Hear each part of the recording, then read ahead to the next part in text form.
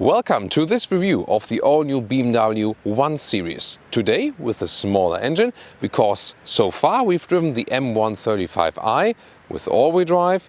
This one here, the new front-wheel driven platform, today with front-wheel drive only and this smaller engine. Everything you need to know about the new 1 Series in exterior, interior and the driving experience, and some comparison to some competitors and also to the model we've driven so far in Full HD, full screen and full length on Autogefuehl. Let's go!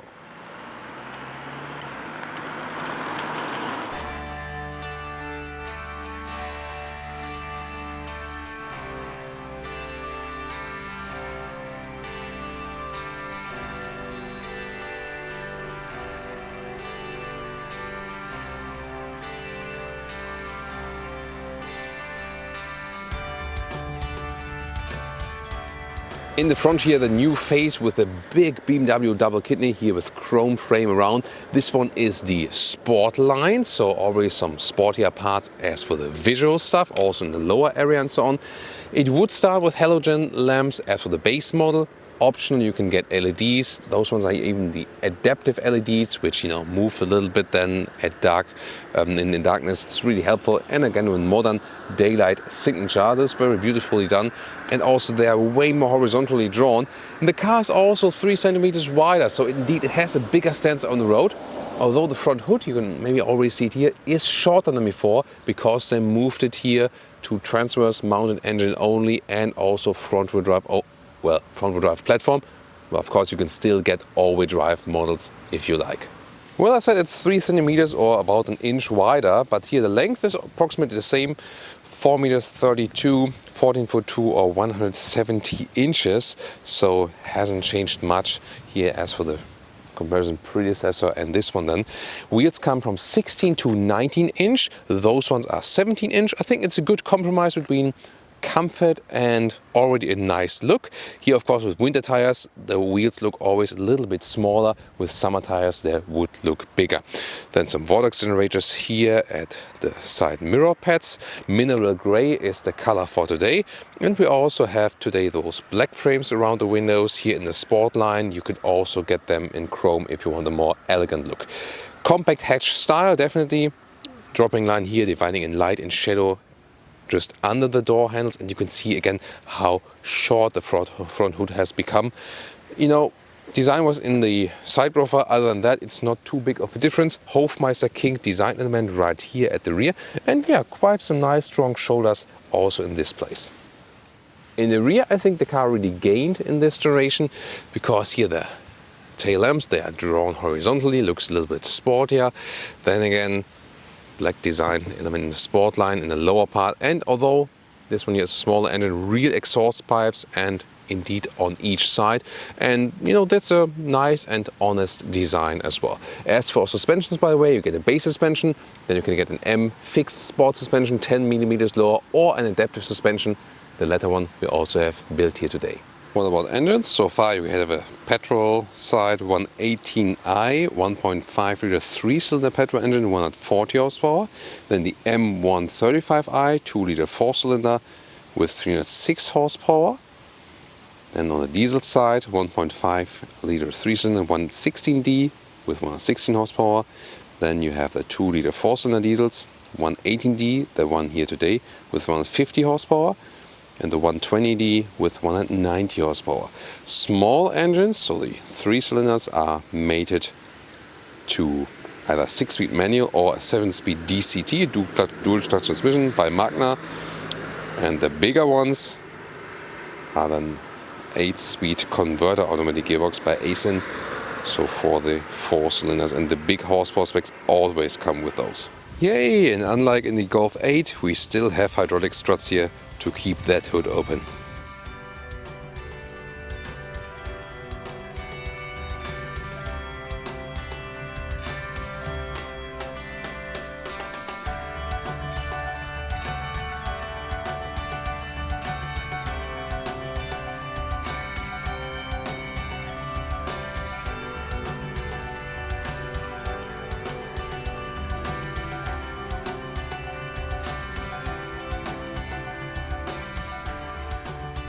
Now to the interior with soft touch at the inside of the doors in the top part, also in the lower part at the armrests. So nice build quality. They've stepped up the game there massively. Also here with the galvanized inside Hofmeister King door handle, really nice, and reasonable space for your bottles as well. BMW entry badge, and this one again, as I said, is the sport line. Here the steering wheel also being updated now with hard, not rubber controls anymore for the cruise control. That's also a little bit better, definitely. Zoom more to the screen setup and so on. Seat wise, there are 3 seat forms available. A base seat, also with fabric surfaces, especially in Europe. And then here, this one is a sport seat with more accentuated shoulders. For example, it's possible with fabric on the inside and Sensor-Taker leatherette on the outside. This is a very good combination. This one here is the optional animal skin spec. And then there's also a Super Sport seat available, or an M Sport seat. That is, Westmore has an integrated head restraint. We also see it in the M135i review. That one also with the fabric and microfiber mix available. So they have actually some decent seating choices in stock. So check out the build configurator in your market for that. Now getting inside, of course, should have fairly easy. And yeah, those seats are actually decently comfortable, and with 1.86 or 6'1", putting the seat in the lowest position, you still have decent headroom. There's also a panoramic roof available, not built in this very car here at the moment. And I mean, tall people can get a good position, definitely. Soft touch here also with the top dashboard bike, it's also a nice new detail. Then here, steering wheel is a very good moving mechanism, very smooth process overall. And electric controls here for the seat. Of course, manual would be base. You can here also put the lower area a little bit longer. So can't complain about that here in the front part. It doesn't feel too spacious, because the middle console is also quite huge and so on. So I wouldn't say it's the most suitable car for the tallest driver, but you can still, get a decent seating position. The integrated head restraint seat, the M Sport seats, they were a little bit wider and bigger, so more voluminous. So I think for tall drivers, that one is the seat to go for. Again, you can see it in the other review of the M135i. This will also have an effect on the rear legroom. Soon going to talk about that. This is the car key here, by the way, that you've seen.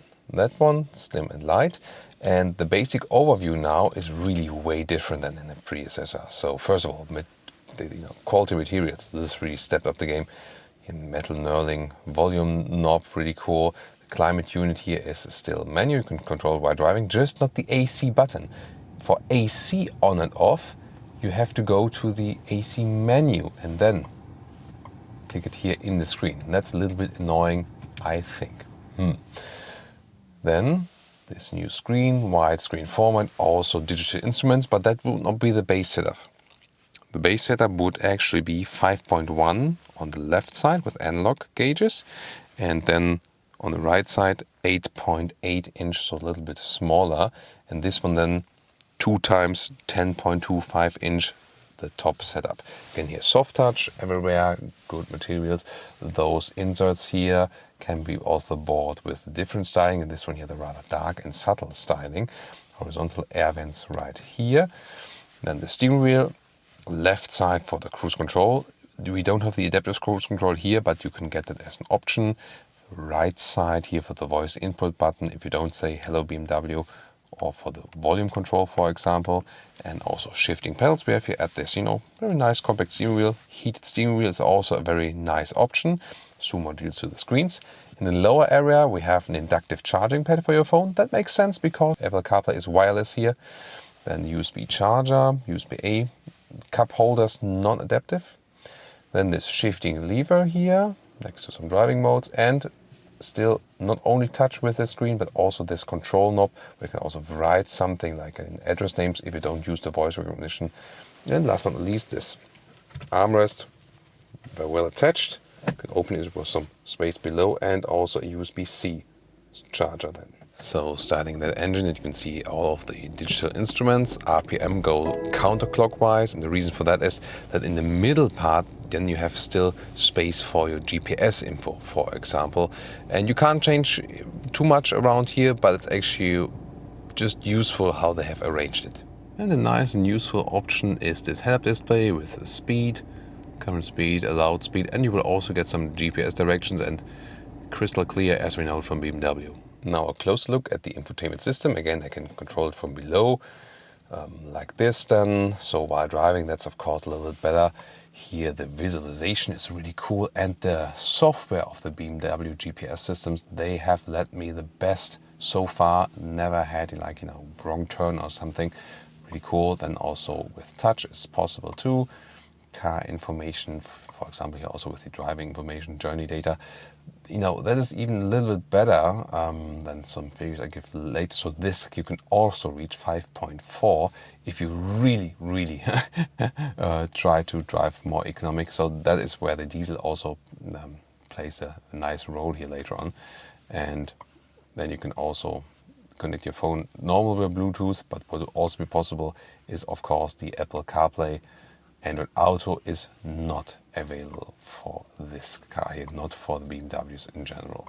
And here we have the Apple CarPlay integration, very well done. It goes widescreen over the whole format, and the optional Harman Kardon sound system. Top sound system is available here and has a really decent, very crystal clear sound here for a compact vehicle like that. And for the voice input, you either click here with your thumb at this voice button, or you say, "Hello BMW, drive me to Berlin." You can also set in like another word, for example. Destination. So here we go, and that went actually quite quick. And you can also, for example, say like, "Hello Heinz," or "Hello Peter," if you want to give the car a name, or like, a female name, of course, to your car. What about that? Like, "Hello, Stephanie." So you can set it in your infotainment system to whichever activation word you want to have. And not to forget the rear view camera, which has a great resolution, and also those helping lines and so on. But the resolution is actually the one that helps you best. And you can also have the reversing parking assistant, by the way. We showed a sample of that in BMW 7 Series review, for example, where you then go the way back automatically you came in. For example, like in a tricky situation where you say, "Oh, that doesn't fit, I need to go back," and then the car can do that for you. Oh, and a nice detail, by the way, is this frameless rear mirror. Elegant and gives you also a good visibility. So what you will find here in this new generation is that you have about 3 centimeters more legroom, or a little bit more than an inch more legroom, and about 2 centimeters more headroom, a little bit less than an inch more headroom. And this exactly fit. I can put a hand over my head still here, and here also legroom wise, this looked different indeed in the predecessor. So it is suitable for 4 tall adults, even though there's not much spare room left. Here, by the way, with those seats, and this goes the same for the base and for the normal sport seat, you have those gaps here at the knees, and it's a hard pack background that does fit. The more voluminous M Sport seat, it reduces the legroom a little bit on the one hand, but on the other hand, then it has a soft background, so you don't hurt your knees that well when you get next to the back here. So yeah, it's again pro and con. If you're not using those cars with 4 adults frequently, then probably still go for the sport seats. And that, it's not the most comfortable seating position here, but it's still somewhat okay. Isofix at the outside seats each. You do flip the seats already from here. Instead of doors is soft touch. That's, for example, also different than to the new Golf 8. Had it recently here as a, we can say premium competitor, because it's also, is more or less in the equal price span. This one here, of course, a little bit more expensive, but still, Then those nets here, right there, and then there are 2 more USB-C chargers for the rear passengers, if you like those. Most of the stuff you have to pay extra, of course. And then some cup holders right here, and also a ski hatch just to load things through in the middle. So, electric hatch available. It's an option, first time for the 1 Series, and 380 liters that is. So that's 20 liters more than before, up to 1,200 liters. What's interesting here, the lower cover can be flipped like this, and then it's being held up. Yeah, it's nice, and then you have some more storage below that. Pretty interesting. And what else? As for the measurement, right here, 75 centimeters in length, about a meter in width, and the height here when the cover is put to the top one is about 40 centimeters. And I already flipped one of those seats, and to the front seats this is about 1 meters and 50. Of course, I can also flip the other side, have to go around for that, and then this is the maximum setup, and that you have some better understanding when you put a cabin trolley inside here about the size. And also we can still put it upright. This does fit.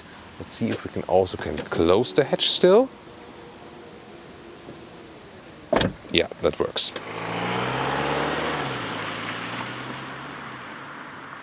Welcome to Thomas's Driving Lounge with the BMW 1 Series, the 1er BMW, as we say in Germany.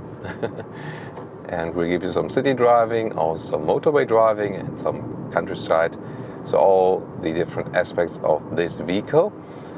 And first of all, I can tell you already right now, what about petrol versus diesel? Well, we had the petrol as the M135i X-Drive, so with all-wheel drive, and we could score something as low as 7.5, around 8 liters on 100 kilometers, which is about 30 mpg US, 35 mpg UK. It's still quite okay as for this horsepower figure and the all-wheel drive. And here, if you go like motorway and don't drive too fast, you can score something 6 liters on 100 kilometers with the 118D with this diesel here, which is then already something 40 mpg US and a little bit less than 50 mpg, like 47 mpg UK. This is actually quite decent. About 2 liters difference here, diesel, petrol, but then again it would be more fair if it would have been like a petrol engine than with front wheel drive only. There's this entry petrol level engine, for example the 3-cylinder. So, and there the difference might be not too big. So the question is really, does the diesel pay off in this size of a vehicle? Yeah, but the main thing about today's drive is, so far, in the 1 Series test vehicle lineup, they had the M135i and exactly this one here, so nothing else. And I want to try this one, first of all, not to have like the top horsepower spec, to present something else than the top horsepower spec. And also, like this here, experience just, how is it with, not the powerful and also with front wheel drive only. So we had the all-wheel drive with the front wheel drive platform, but here really just the front wheel drive only. And yeah, sacrilege for a lot of BMW 1 Series fans, definitely. It is somehow a difference, yes, definitely, predominantly when accelerating out of the corners. That's where the rear-wheel drive cars have, a big sporty advantage, just feel nicer. In the overall agile driving feeling, when you're like doing left and right and so on, this is super cool. So already this car here is a lot of fun to drive still, even though it's just front-wheel drive only. So in the dynamics, talking about dynamics, this one here has the optional adaptive suspension, about 500 euros extra. So when we play around here with the driving modes, Sport, Comfort, Eco Pro, then it also changes. Comfort then, again with the comfortable setting, Sport gets a little bit stiffer. Sport mode also the gears are turned up higher, and when the traffic light jumps to green now, plop, and that's 56 kilometers already. Of course, going back to 50. So you see quite quick here. Also with this diesel, the 0 to 100 kilometers or 62 miles an hour figure is 8.5 seconds, by the way. Here now in the sports mode, maybe you also picked it up on camera, the gears were turned up higher RPMs and so on, later shifting up. And yeah, suspension is also then a little bit stiffer, steering input is a little bit different, and then comfort mode makes it a little bit more comfortable once again. And yeah, this adaptive suspension definitely adds some more comfort. You can go for the base suspension, then you can go with this fixed sport suspension, which is a couple of millimeters lower. And then with the adaptive adaptive suspension, a little bit more sporty setup with the M135i each. But then again, the fixed sport suspension is really rough then, so you should only go for that if you want that, real rough feeling, definitely. So for a compact size vehicle, I mean, just recently driven also the all-new generation of the Volkswagen Golf, which is also a competitor to this one here. Yeah, they're both front-wheel drive now, so even more direct competitor, so to say. And this one here has already a quite sporty base setup. That's also what BMW is, so to say, famous for. And again, it's a lot of fun to drive. The Golf is as well, but this one here feels a little bit more agile, a little bit smaller than the Golf, although the exterior dimensions are, not really that different. But this is a thing they could still achieve here. With the differential lock, you might remember the M135i does have a real front differential lock. All others get this technology that was carried over from the BMW i3, and it's, so to say, like an imaginary front-wheel drive differential lock. So, by the electronics, you fake the effect of that. Maybe you've also felt or seen that here when I was accelerating from the traffic light. When you hit the throttle completely, this car is already powerful enough that it does something to the steering already with the front wheel drive only. We did not have that with the M135i. We had the extra there, the all-wheel drive, and also the real differential lock in the front. Here, the effect is reduced definitely, and I was running just straight, but I felt it on the steering wheel that this one here is a front-wheel driven car. So yes, that is a difference you will have to live with in the new 1 Series, and it did feel better with the previous model as for the sporty sense. However, in most situations where you're not hitting the throttle completely, especially not from standstill, you won't feel such a difference because, again, the chassis itself and how agile the car is, this is really cool. It's a lot of fun, feels very sporty, and when you're just half throttle or something, then you also don't feel that you would be losing traction in the front, or that it would have had an effect on the steering or something, Then again, the adaptive suspension here, I wouldn't say it's rough, but you definitely feel it's, let's so to say, crisp. So again, they stress this sporty character of the already of one of the base vehicles. Sadly, price-wise, this is also something to talk about. When we think about 28k euros in Germany entry price, and then about 50 for the M135i. But then when you spec this one here, it's just in 118D. 53,000 for a proper spec one. What the hell? 53,000 euros for a compact size vehicle? Why? You can get an X3 for that, Yeah. So that's definitely to criticize. Then again, what you get for that is definitely very refined. Also with the new infotainment system here, so it's a very cool and refined ride, definitely. Also very silent. We'll now get onto the Motorway, see how that one plays out. I'll also put it to sports mode once again. So it feels quite elaborated for a compact vehicle, that's no doubt. Yeah. What I've done here now, in the corner and then accelerating, it feels different with a rear-wheel driven car than with a front-wheel driven car. Sorry to say that, really. Now, 60 kilometers to 100.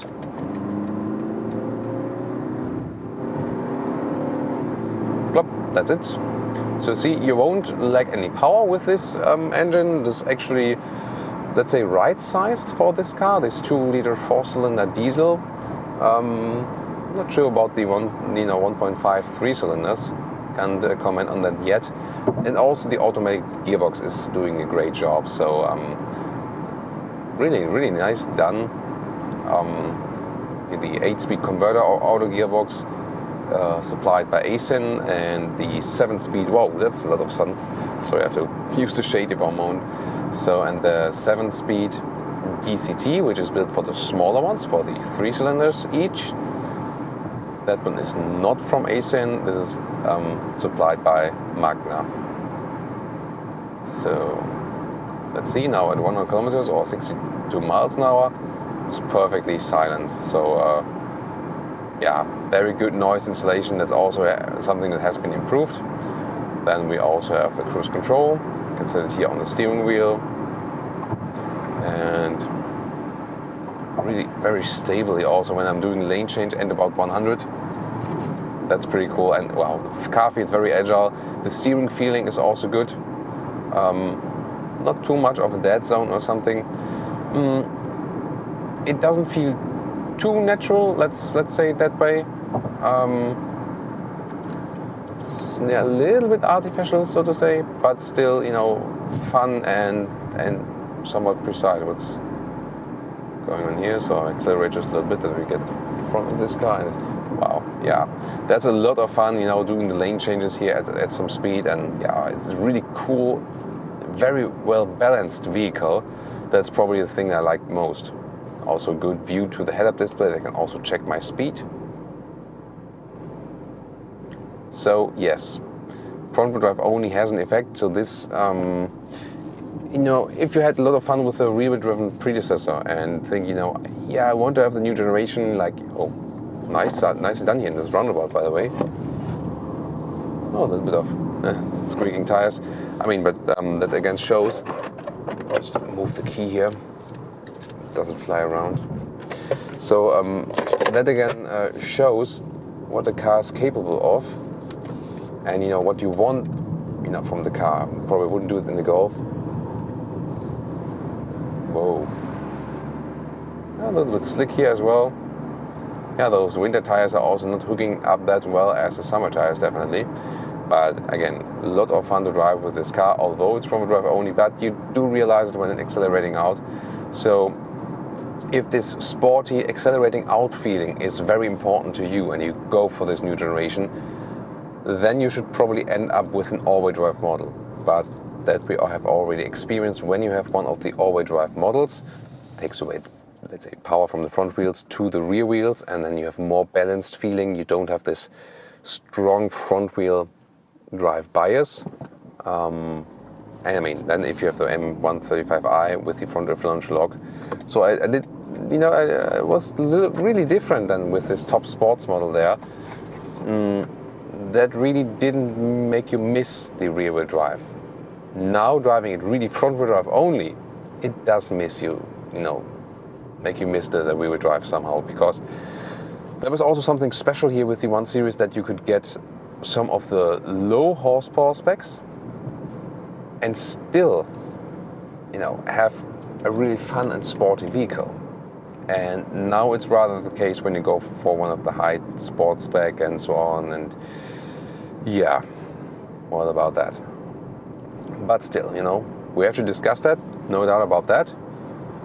But it's also the case that it's still a fun and agile car, and like chassis-wise and driving dynamics-wise, they're really on the top of the game. And also, if you look at different competitors in this segment here, this is still somewhat among the most fun to drive, just from, you know, the pure characteristics. So let's see again the steering. It doesn't feel too light here, and also some commands being transported. I like it more than with the 3 Series, which is at the moment I think the worst steering feeling in the BMW lineup with the 3 Series. Sadly, it should be the best one, should be. And then when you go a little bit further, it's an even better feeling then, I think. Definitely good to control. And well, what about the overview? It's good to the rear, especially now in this hatch style. Also to the sides, it's quite good. Yeah, the B-pillar, I mean, it's always good to have the blind spot monitor, which is also built in here. This triangle that flashes then in the side mirrors, definitely going forward too good to do that. So that's one of the things you should actually always pick and always have. Definitely very, very important. And you know, enjoying this new infotainment stuff. This is also a part of this vehicle, and you can use the voice commands while driving, set a new destination just by voice, or I'm cold. I'm not, but Oh, I am raising the temperature and activating your seat heating, so it will be warmer shortly. Oh, thank you. So seat heating was activated and also temperature was increased. So that's pretty helpful. Again, really cool to use the voice control right here. So much things you can do while driving. And that's also something I've been using quite a lot with all the new BMWs and so on. So now some, a little bit outside the city, and again, pretty relaxed ride. The sport seats were actually a little bit cooler, I think. Not only visual, but also in the long-term comfort. Those are also doing quite good as for the seat form here. But again, those, I have to say again, normal seat, sport seat, let's call it super sport seats. So the super sport seat with the integrated head restraint. That one, whoa, what's coming out? Smoke of that X-Trail. That's an old X-Trail diesel. No, not too good. So those super sport seats, they were really very comfortable, look good, and also, for taller people, they made a better impression somehow. But again, those seats here are already pretty good. So yeah, also in long term, it's no problem. But then again, of course, if you think about a compact SUV or a mid-sized car, this is still better, for longer hauls than just with compact cars here. I mean, these if you're the same size. But for a compact vehicle, still a decent comfort, both suspension, noise insulation, and also seating wise. So besides this, let's say, base discussion of front wheel drive, wow, there's really a lot of smoke there. Can't imagine. Wow, that one is smoke. Maybe sucking some water even already. I don't know, but that doesn't look good. That even gets through those filters a little bit as well. But the German premium manufacturers' filters are usually very good, so you don't hardly smell what's on the outside. But in this case, well, yeah. And we're talking about reducing emissions and stuff. But definitely a fun ride here with the BMW 1 Series has been very interesting once again. And I would only invite you also to tune in again to our M135i review. It is linked in the video description and also in the pinned comment.